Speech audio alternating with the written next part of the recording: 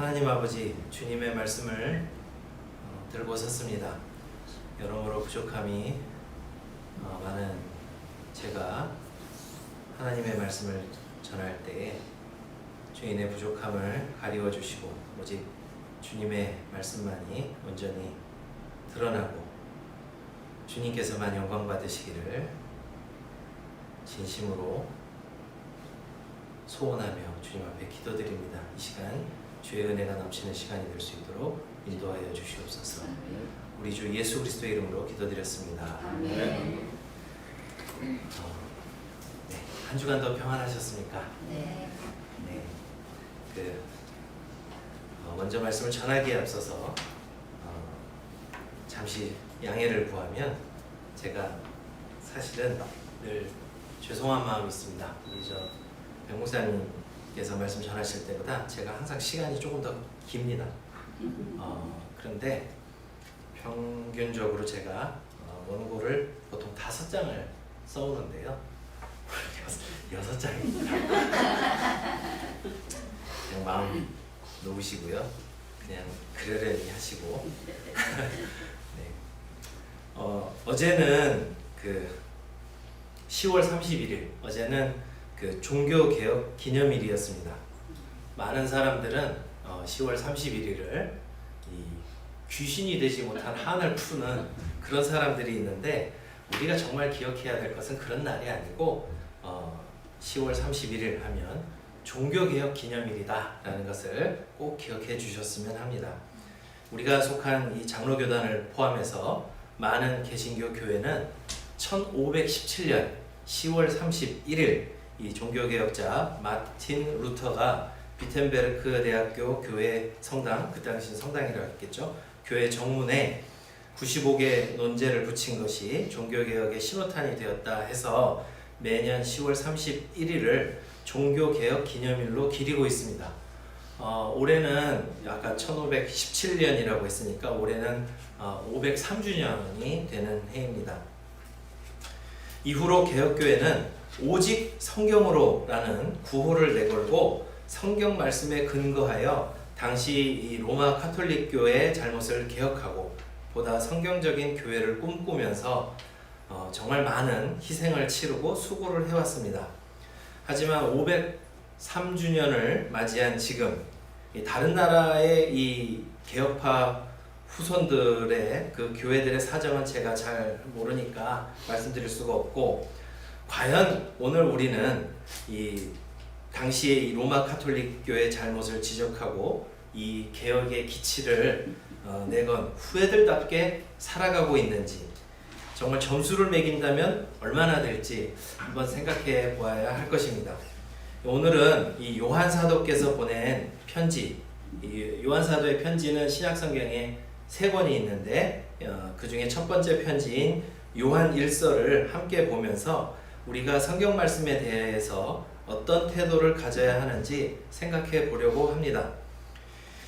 요한 1서는 이 교회 내에 들어온 이단들을 경계하고 이단들로 인해 분열된 교회에 권면하는 내용을 담고 있는 편지입니다. 어떠한 이단이 당시 들어와서 활개치고 있었는지 우리가 그 이단들에 대해서 정확하게 알기는 어렵지만 이 편지 속에 기록된 내용과 이 편지 밖의 증언들을 종합해서 보면 그때 당시에 활동했던 이단들이 어떤 이단이 있었는가 미루어 짐작해 볼 수는 있습니다. 먼저 이 편지 밖의 증언들에 대해서 간략하게 소개를 해드리면, 이 안디옥, 우리가 사도행전 읽어보면 많이 나오죠. 이 안디옥의 교부였던, 이 교부라는 말을 제가 사용하고 있는데, 교부라는 거는 어떤 뜻이냐면 이 초대교회의 지도자들을 가리키는 표현입니다. 보통 우리가 교부라고 부를 때에는 이분들이 삶을 통해서 교회의 인정을 받았고 또 정통 교리를 세웠고, 그래서 그들의 저술이 그 후대 교회에 인용되는 분들, 이런 조건들을 갖춘 분들을 교회사에서 이제 보통 교부라고 이야기를 합니다. 그러니까 그냥 쉽게 초대교회의 지도자들 중에 한 분이었다 생각하시면 될 것 같습니다. 이그나티오스라고 하는 분이 계신데요. 이분이 이제 그 주후 35년경에 출생해서 주후 107년경에 이 로마로 끌려가서 순교하신 분입니다. 일설에 의하면 이 콜로세움에서 순교하셨다고 알려졌는데, 이분이 이제 로마로 압송당하면서 이 일곱 교회에 편지를 쓴 것이 지금까지 남아 있습니다. 그 중에 보면 그때 당시에 이미 예수님께서 실제 고통당하신 것을 부정하는 이단들이 있었다라는 것을 이분의 편지를 통해서 알 수가 있어요. 이분이 우리 요한계시록에도 등장하는 교회 이름인데요. 서머나 교회, 스미르나라고 하는데, 이 서머나 교회에 보내는 편지 내용 일부를 제가 잠깐 읽어드리겠습니다. 참으로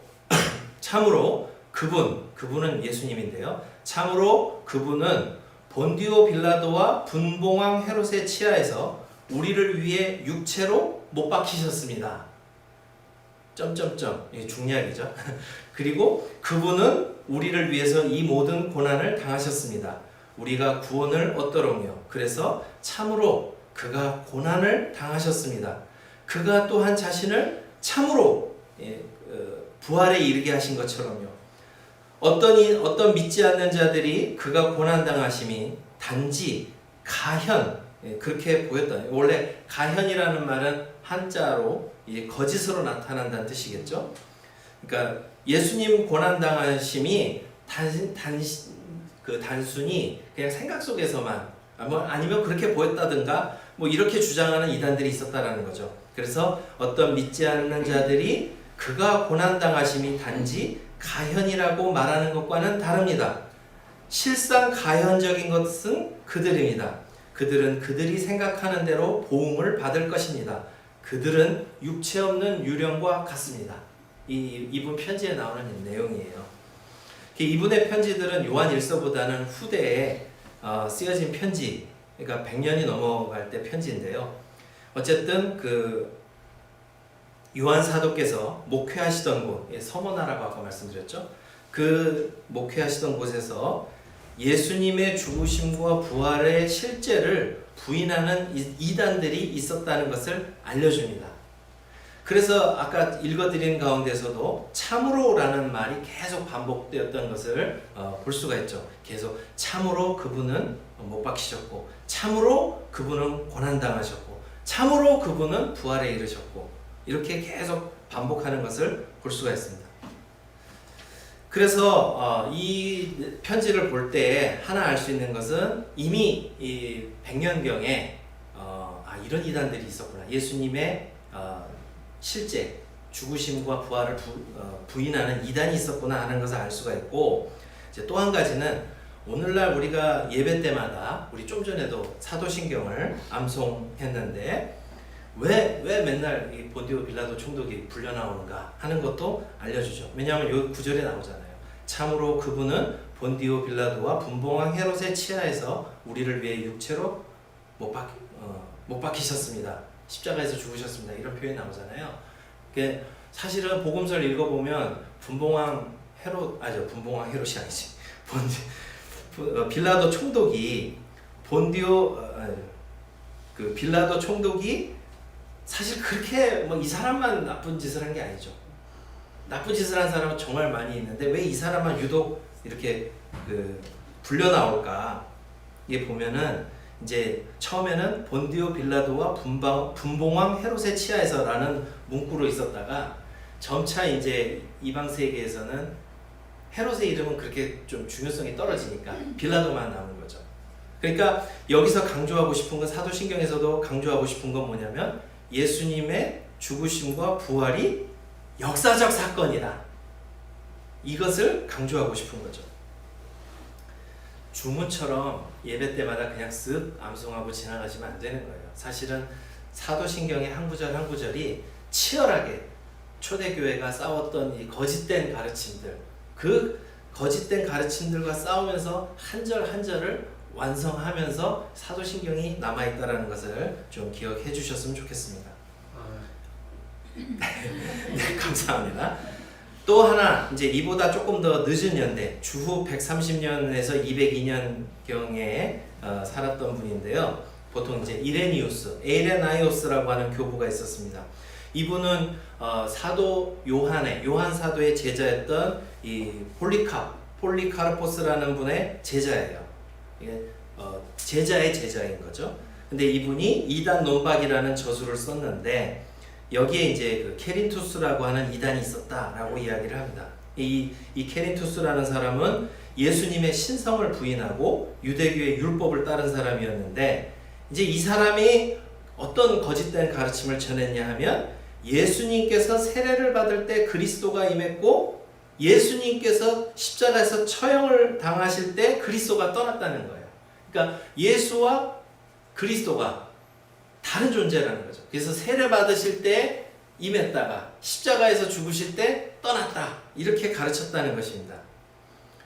근데 이 사람의 주장을 가만히 보면 이게 요한일서에 나타난 이 거짓 이단과 많이 흡사하다라는 것을 느끼게 됩니다. 요한일서에서 가끔 어려운 구절들이 나오는데 대표적인 게 요한일서 5장 6절이죠. 이는 물과 피로 임하신 이시니 곧 예수 그리스도시라. 물로만 아니요 물과 피로 임하셨고 증언하는 이는 성령이시니 성령은 진리니라. 왜 예수님을 이렇게 이상하게 좀 알기 어렵게 설명할까? 이 이단의 주장을 염두에 두면 이해가 가는 구절인 거죠. 물과 피로 임하셨다. 아까 뭐라고 그랬다고요? 세례 받으실 때 임했다가 십자가에서 죽으실 때 떠났다. 이렇게 이단들이 가르치니까 물과 피로 임하셨다. 세례 받으실 때나 죽으실 때나 다 예수님이다 이거죠. 곧 예수 그리스도시다. 한 분이라는 거죠. 각각 다른 존재가 아니라는 거죠. 물로만 아니요 물과 피로 임하셨고 증언하는 이는 성령이시니 성령은 진리니라. 이제 요한일서 이 구절이 이해가 되시겠죠? 그러다 보니까 이 조금 후대의 증언이긴 해도 요한일서에 나오는 그 거짓 교사들의 가르침이 상당 부분 이것들과 비슷하지 않나 이렇게 생각을 하게 되는 것입니다. 이렇게 편지 외적인 증거를 염두에 두고 요한일서를 보면 이 요한 적대자들의 주장과 이에 대한 요한 사도의 경고와 권면이 이해가 됩니다. 그래서 제가 앞서 5장 6절 소개해드렸지만 예를 들면 요한일서 2장 22절 거짓말하는 자가 누구냐? 예수께서 그리스도이심을 부인하는 자가 아니냐? 아버지와 아들을 부인하는 그가 적그리스도니. 요한일서 5장 1절 예수께서 그리스도이심을 믿는 자마다 하나님께로부터 난 자니 또한 낳으신 이를 사랑하는 자마다 그에게서 난 자를 사랑하느니라. 이단들의 가르침에 대해서 잠깐 말씀드렸는데 이 잘못된 가르침을 따르게 되면 잘못된 행동으로 나아가게 됩니다. 이단들은 단순히 가르침이 잘못된 것도 크지만 이 못지않게 파괴적인 것은 이 잘못된 윤리, 잘못된 행동으로 나타난다는 거예요. 그래서 이것을 요한일서에 보면 이제 엿볼 수가 있는데 예를 들면 이제 이단들이 당시에 뭐라고 떠들고 다녔는가 그것을 추정해 볼 수 있는 구절들이 있어요. 요한일서 1장 6절에 보면 만일 우리가 하나님과 사귐이 있다 하고 어둠에 행하면 거짓말을 하고 진리를 행하지 아니함이거니와. 여기서 이 문장을 가만히 곱씹어 보시면 만일 우리가 하나님과 사귐이 있다 하고 어둠에 행하면 요게 이제 사실 이단들의 행태였다라는 거죠. 그러니까 이단들의 말은 자신들이 하나님과 사귐이 있다고 얘기를 하는 거예요. 거짓된 가르침을 전하면서 우리가 하나님과 사귄다. 하나님과 교제가 있다. 요한일서 1장 8절 만일 우리가 죄가 없다고 말하면 스스로 속이는 것이고 또 진리가 우리 속에 있지 아니할 것이오. 그러면 이단들이 뭐라고 얘기했다는 거죠? 우리가 죄가 없다. 이렇게 떠들고 다녔다는 거예요. 그래서 이 요한일서를 쭉 이런 주장들 어떠한 주장이 나오고 그것을 반박하는 내용이 나오면 이게 이단들이 떠들고 다녔던 내용이구나 라는 것을 알 수가 있는데 그걸 한번 쭉 모아보면 이렇습니다. 1장 6절을 아까 소개해드렸죠. 우리는 하나님과 교제를 나눈다. 우리는 죄가 없다. 1장 10절 우리는 죄를 짓지 않는다. 2장 4절 나는 하나님을 안다. 2장 6절 나는 그분 안에 머물러 있다. 2장 9절 나는 빛 속에 있다. 3장 6절 나는 하나님을 보았다. 4장 20절 나는 하나님을 사랑한다. 요한 1서를 통해서 보면 이단들이 이렇게 외치고 다녔다라는 것을 우리가 이 편지를 통해서 추정을 해볼 수 있다는 거예요. 그래서 요한 1서에 보면 이제 이런 반박하는 내용이 계속 나오는 거예요. 우리가 뭐라고 하는데 그렇지 않으면 거짓말하는 자다. 이제 이런 표현들이 계속 나오는데, 그러면 이제 이 사람들의 주장을 쭉 추려보면 이런다는 거예요. 하나님과 교제를 나누고, 나는 그래서 죄가 없고 죄도 짓지 않고 나는 하나님 안다. 사실 우리가 신앙생활하면서 이런 사람 만나면 얼마나 기죽습니까? 나는 하나님과 매일 교제를 나눠요. 나는 그분 안에 머무르고 있어요. 예, 진짜 우리 기를 팍 죽이는 그런 주장들이죠. 그렇지만 이들의 주장은 매우 그럴싸하지만 이그나티오스 교부가 아까 뭐라고 이야기했다고요? 육체 없는 유령과 같은, 말만 번지르르 하고 내용이 없는 그런 주장이었다는 것이죠. 말로는 하나님을 사랑한다고 떠들고 다녔지만 실제로는 나타나는 것이 아무것도 없어서 이 요한 사도께서는 이 편지 속에서 자녀들아, 우리가 말과 혀로만 사랑하지 말고 행함과 진실함으로 하자, 이렇게 훈계하고 계신다는 것이죠. 그런데 이런 그 요한 1서에 대해서 이제 간단하게 말씀을 드리면서 제가 사실은 이제 왜 오늘 본문을 1장 1절부터 4절까지 정했는가? 요한 1서를 시작하는 이 서두 본문이 사실은 제게는 엄청난 충격으로 다가왔습니다. 이게 매번 읽으면서도 그냥 지나치고 있다가 사실은 1장 1절부터 4절이 그렇게 읽기에 좋은 구절은 아니에요. 반복이 너무 많거든요. 근데 제가 왜 이렇게 시작을 할까 하다가 느낀 것 중에 진짜 놀라게 된 게 뭐였냐면, 요한 사도가 목회하시는 이 교회에 이런 거짓된 가르침을 담대하게 전하는 이단들이 있었고 그 사람들이 영향력을 끼치고 있었다는 게 진짜 놀라운 거죠. 그렇지 않을까요?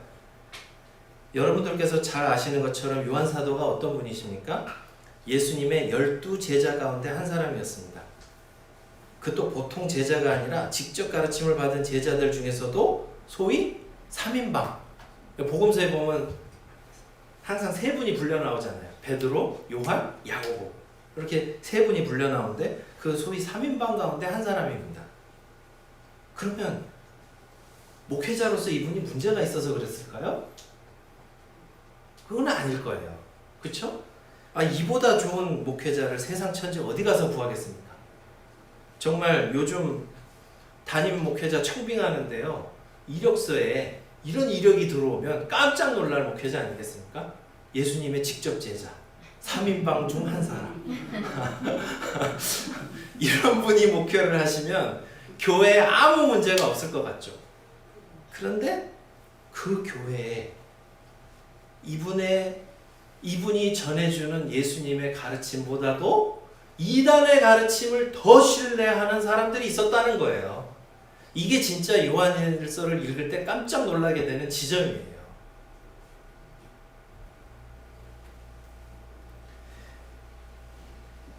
흠을 하나 유일하게 잡으면 1장 4절에 보면 우리가 이것을 쓰면 우리의 기쁨이 충만하게 하려 함이라 해서 이분이 굉장히 그 사익을 추구하시는 분인가? 이렇게 생각할 수도 있겠죠. 실제로 신약성경 필사본에 보면 이것을 너희에라고 고친 분도 있는데 이거는 굉장히 성급하게 고친 것 같아요. 왜냐하면 요한 3서 3절 4절 형제들이 와서 내게 있는 진리를 증언하여 네가 진리 안에서 행한다 하니 내가 심히 기뻐하노라.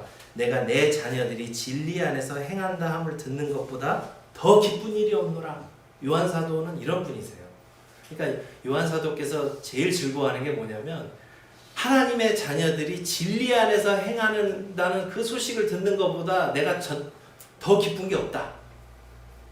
이런 분이시라는 거죠. 그러니까 1장 4절에 나오는 그 표현도 오해하실 이유가 없어요. 이분은 사익을 추구하시는 분도 아니에요. 예수님의 제자 가운데 이제 막 다 순교하고 거의 유일하게 혼자 남은 것 같은 그분, 사실 그러면 막 단 위에 올라서서 이게 한마디만 해도 막 밑에서 은혜가 막 찰찰 넘칠 것 같은 그런 분인데, 그런 분이 사역하는 교회에 내가 하나님을 더 잘 알고 그분 안에 머물고 나는 하나님을 사랑하고 나는 빛 가운데 거하면 이런 이상한 사람들이 나타난 것도 놀라운데 그것을 또 받아들여가지고 교회가 뒤숭숭해졌다는 게 더 놀라운 사실인 거죠.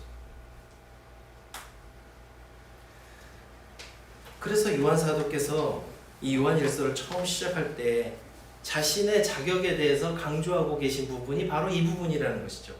태초부터 있는 생명의 말씀에 관하여는 우리가 들은 바요, 눈으로 본 바요, 자세히 보고 우리 손으로 만진 바라. 이 생명이 나타나신 바 된지라. 이 영원한 생명을 우리가 보았고 증언하여 너희에게 전하노니. 그리고 또 3절, 우리가 보고 들은 바를 너희에게 전함은, 계속 어떤 단어가 반복이 되고 있죠? 보았다, 들었다, 만졌다, 경험했다, 이런 말이 계속 반복되는 거예요.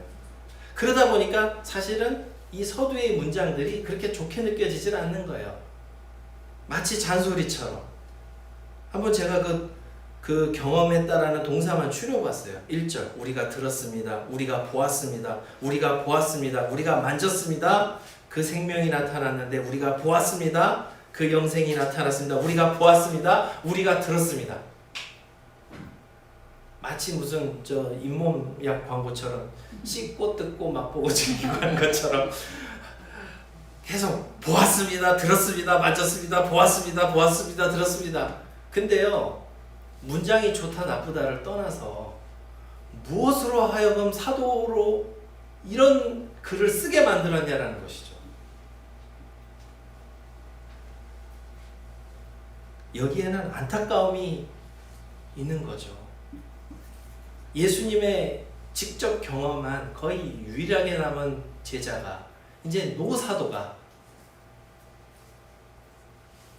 목회하는 교회에 정말 이분의 기쁨은 하나님의 자녀들이 진리 안에서 행하는 것이 가장 큰 기쁨이라고 하는 그 교회에 이보다도 더 하나님을 잘한다고 하는 담대한 사람들, 그러면서도 행하는 건 하나도 없고 잘못된 사람들이 나타나서 교회를 뒤숭숭하게 하고 있었기 때문에 노 사도께서 이런 안타까운 문장을 쓰고 계시다라는 사실, 이것을 염두에 두시고 요한일서를 읽으실 때 내가 이제 제대로 읽고 있구나, 이렇게 말할 수 있다는 것이죠.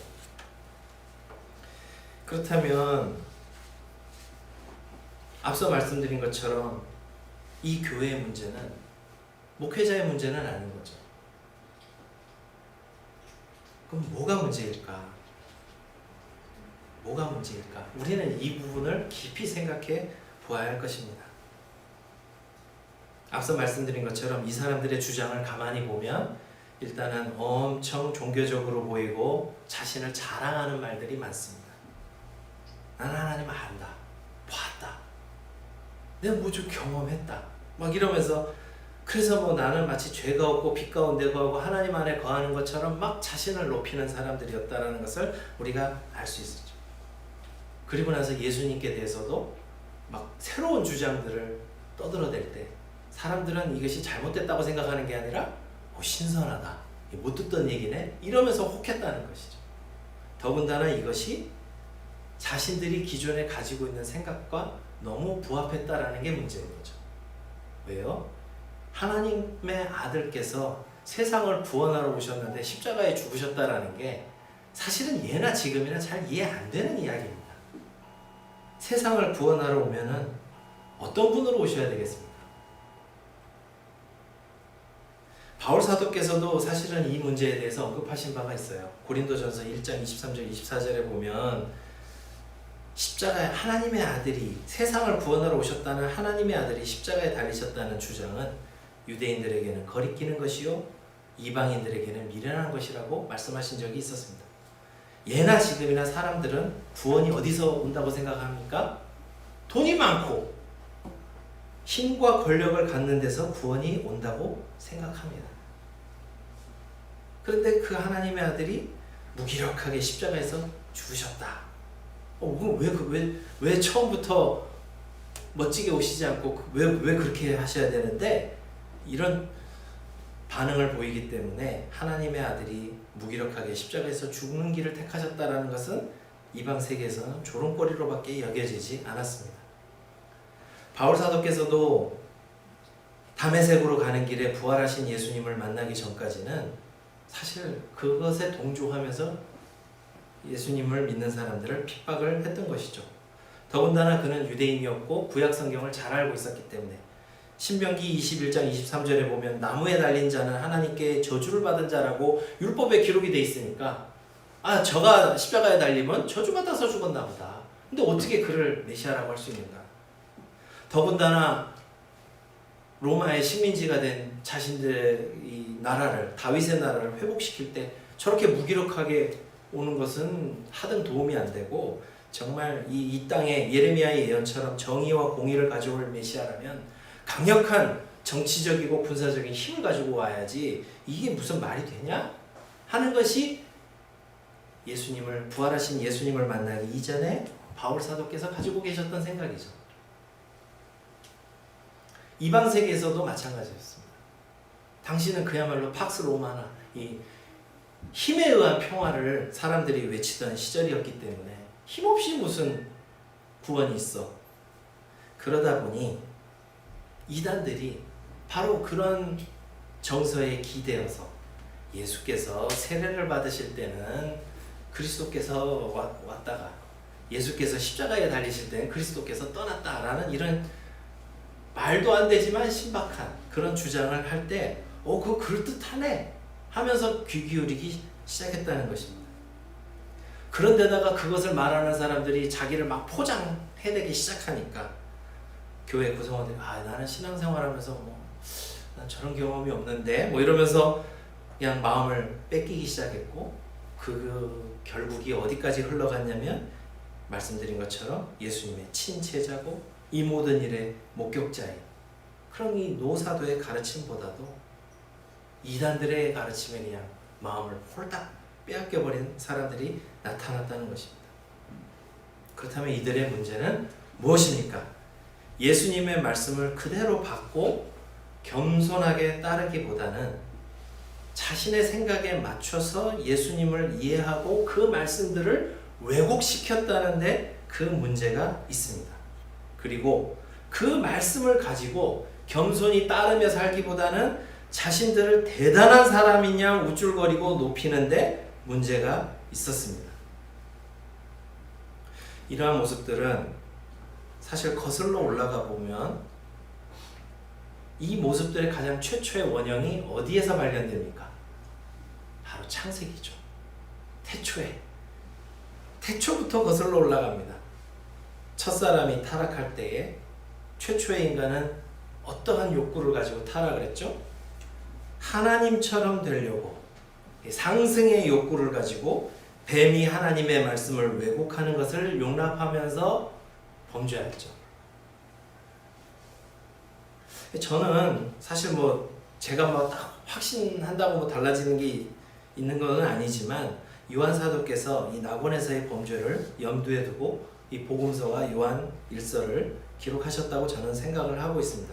어쨌든 분명한 것은 이런 아담의 타락을 돌이키기 위해서 하나님께서 택하신 방법, 예수님께서 오신 방식은 아담의 길과는 반대로 낮아져서 우리와 같이 성육신 하신 것이었습니다. 그러니까 우리가 예수님을 믿는다라고 하는 것은 이 거짓된 가르침이 아니라 진심으로 예수님을 믿는다라고 하는 것은 바로 아담의 길을 버리고 예수님께서 오신 방식을 수용하는 것입니다. 곧 하나님과 동등된 분이시면서도 자신을 비워 낮추어 우리와 같은 참 사람으로 오신 것이 성육신인데, 그렇다면 자신을 비워서 하나님의 생명으로 채워나가는 것이 그리스도인들이 걸어가야 할 길이지, 하나님 말씀 위에 다른 것을 가지고 자기를 채워서 높아지기를 도모한다면 그것은 오히려 거짓과 범죄와 타락으로 나아가는 길이라는 것입니다. 사실 여기에 우리가 신앙생활을 오래 하면서도 삶의 변화가 나타나지 않고 도리어 잘못된 길로 나아가는 이유가 있습니다. 우리가 하나님의 말씀을 읽고 듣고 배울 때 겸손하게 귀 기울이면서 우리 자신에 있는 죄악된 요소들, 우리의 기존에 가지고 있는 생각들, 잘못된 것들을 이렇게 걷어내면서 하나님의 생명으로 채워나가는 작업을 계속해야 되는데, 우리는 이런 겸손히 우리 겸손히 하나님의 말씀을 귀 기울여 듣기보다는 편한 대로 취사 선택하는 성향이 우리에게는 있다는 것이죠. 그래서 말씀을 들어도 어려우면 다 제쳐놓고 주님 이게 무슨 뜻입니까? 묻기보다는 그저 내가 봐서 좋은 말씀만 계속 채워나가면서 자신의 이 잘못된 자아를 계속 강화하는 오히려 그런 도구로 하나님의 말씀을 사용할 때 우리는 계속 곁길로 나아갈 수밖에 없다는 것을 이 요한일서와 이 교회가 겪었던 현실이 우리에게 가르쳐주고 있는 것입니다. 이 몇몇 그릇된 목사만의 문제가 아니고요.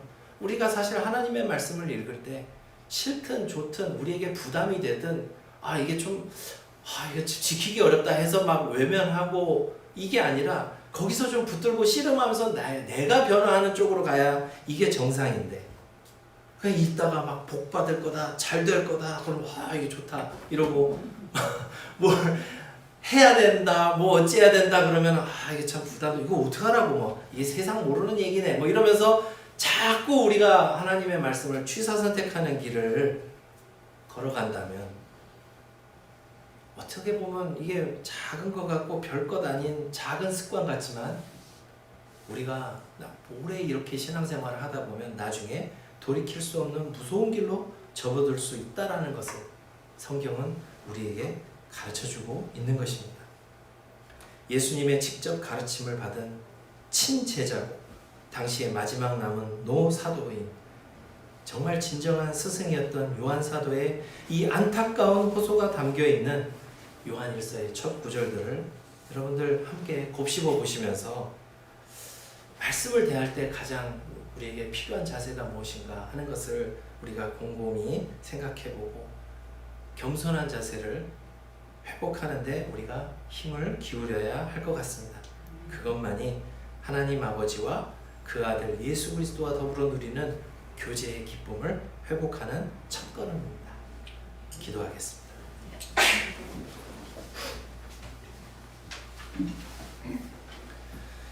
하나님 아버지, 우리가 도리어 하나님의 말씀에 의해서 판단을 받아야 할 텐데 우리의 부족함이 하나님의 말씀을 취사 선택하는 쪽으로 우리의 편한 쪽으로 모든 것을 선택하는 길로 종종 나아가고 있음을 우리는 발견하게 됩니다. 주님, 우리에게 겸손을 회복할 수 있도록 은혜를 더하여 주시옵소서. 우리의 단단하고 굳은 마음들을 주님 깨우쳐 주셔서 주님 앞에 한없이 부드러운 마음으로 말씀을 접할 수 있도록 도와주시옵소서. 우리가 좋아하는 말씀이 진리가 아니라 하나님께서 우리에게 보여주신 것이 진리라는 것을 우리가 기억하면서 겸손히 주님의 길을 뒤따르는 우리 모두가 될 수 있도록 주여 인도하여 주시옵소서. 주 예수 그리스도의 이름으로 기도드렸습니다.